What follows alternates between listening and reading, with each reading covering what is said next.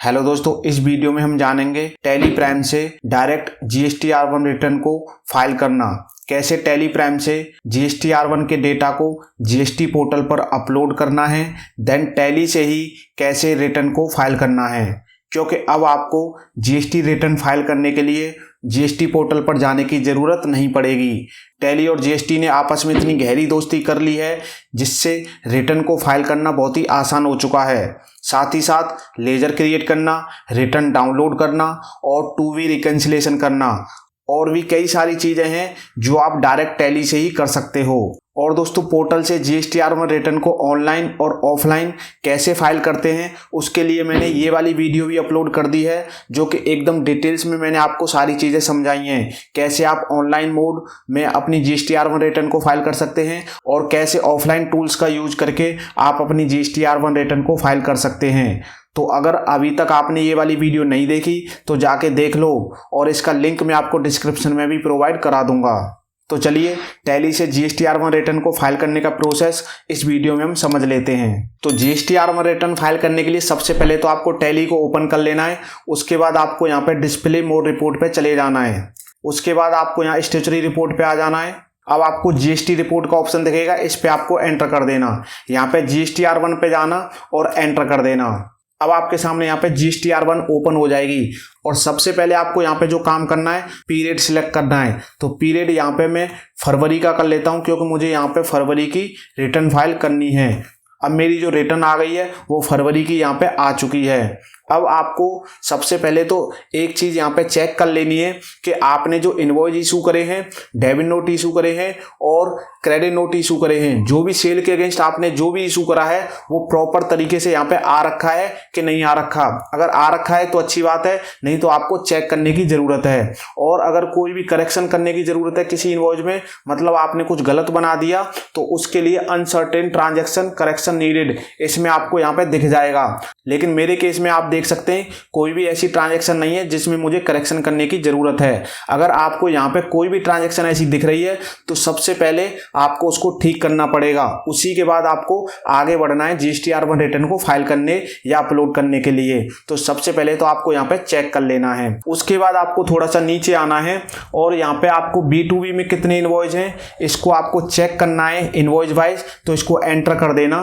अब आप यहाँ पे देख सकते हैं मैंने दो पार्टियों को दो इनवॉइस यहाँ पे इशू करे हैं।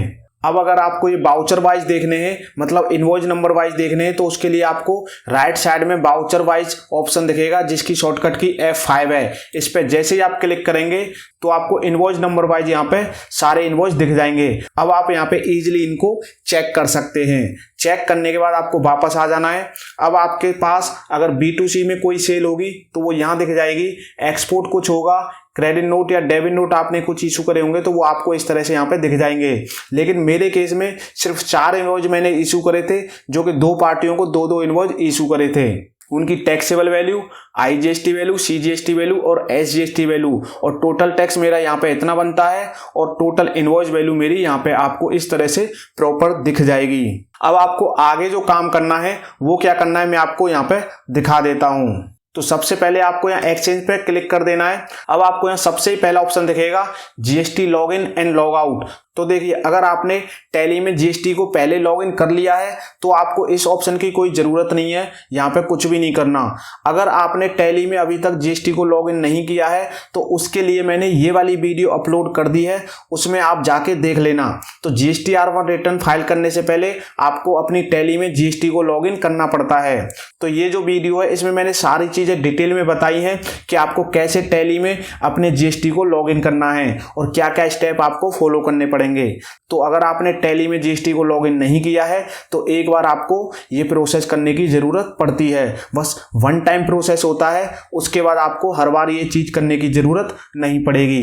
तो जाइए इस वीडियो को देख लेना और टैली में अपनी जीएसटी को लॉगिन कैसे करना है इसमें आपको क्लियर समझ में आ जाएगा।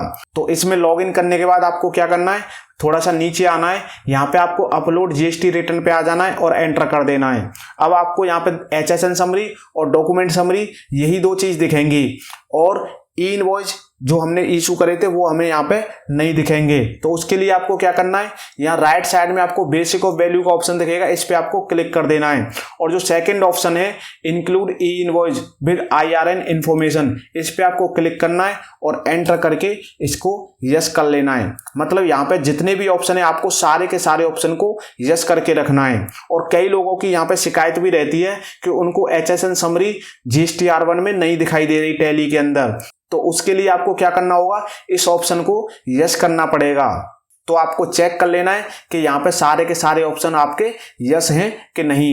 यस करने के बाद इसको कंट्रोल A कर देना। अब आप यहाँ पे देख सकते हैं मेरे इनवॉइस और HSN समरी और डॉक्यूमेंट समरी सारी चीज़ें यहाँ पे आ चुकी हैं। अगर आपको HSN समरी को डिटेल में देखना है तो इस पे कर्सर को ले आना और एंटर कर देना। और अब आप यहाँ पे देख सकते हैं मैंने एक ही HSN के अंदर ये सारी सेल करी हुई है। उसके बाद अगर डॉक्यूमेंट समरी देखनी है तो एंटर करना और इसके अंदर आप आ जाओगे। मैंने टोटल 4 इनवॉइस इशू करे हैं, इस नंबर से इस नंबर तक। यहाँ पे आपको सारी डिटेल देखने को मिल जाएगी। तो हमें यहाँ पे GST-R1 रिटर्न को अपलोड करने के लिए सबसे पहले क्या करना है, सेंड ऑनलाइन का ऑप्शन दिखेगा, इस पे आपको क्लिक कर देना है। यहाँ पे ये मैसेज आएगा, इसको आपको यस कर देना है। यस करते ही ये थोड़ा सा टाइम लेगा और आपकी GST-R1 रिटर्न अपलोड हो जाएगी। यहाँ पे आपको इन्फॉर्मेशन के अंदर upload is successful for Gujarat registration February month, इस तरह से मैसेज भी आ जाएगा। अब आपको क्या करना है, एंटर कर देना है, मतलब कोई भी की यहाँ पे प्रेस कर देनी है। अब हमें वापस आ जाना है एस्केप से। अब हमें यहाँ पे ज़्यादा कुछ नहीं करना, हमारी रिटर्न यहाँ पे सबमिट हो चुकी है। लेकिन अगर हमें चेक करना है, अगर आप यहाँ पे फर्स्ट टाइम या सेकंड टाइम ये चीज़ कर रहे हो तो आपको एक बार पोर्टल पे जाके ज़रूर चेक कर लेना चाहिए कि आपका ये डेटा जो है वो अपलोड हुआ है कि नहीं हुआ।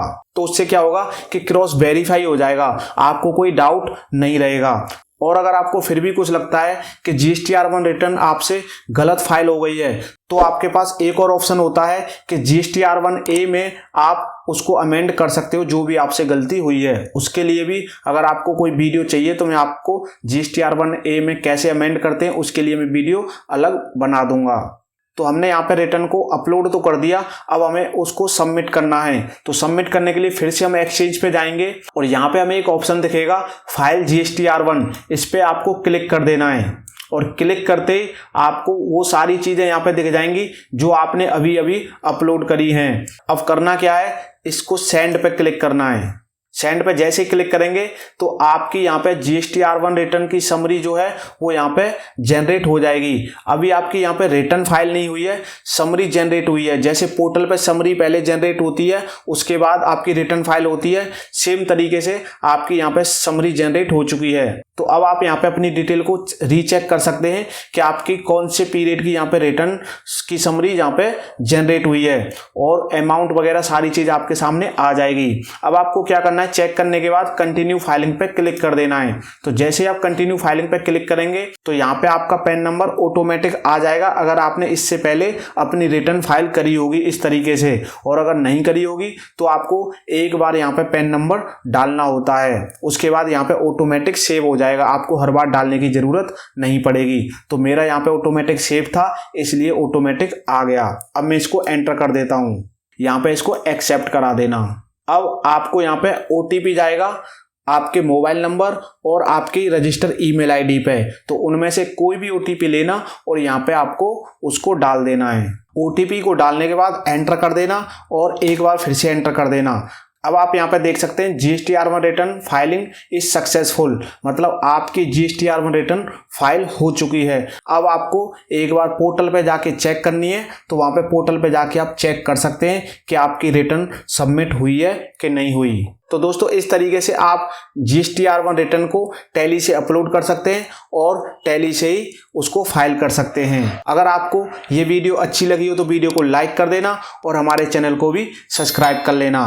तो मिलते हैं ऐसी किसी नई वीडियो में नई जानकारी के साथ, तब तक के लिए आप सभी अपना बहुत बहुत ख्याल रखें।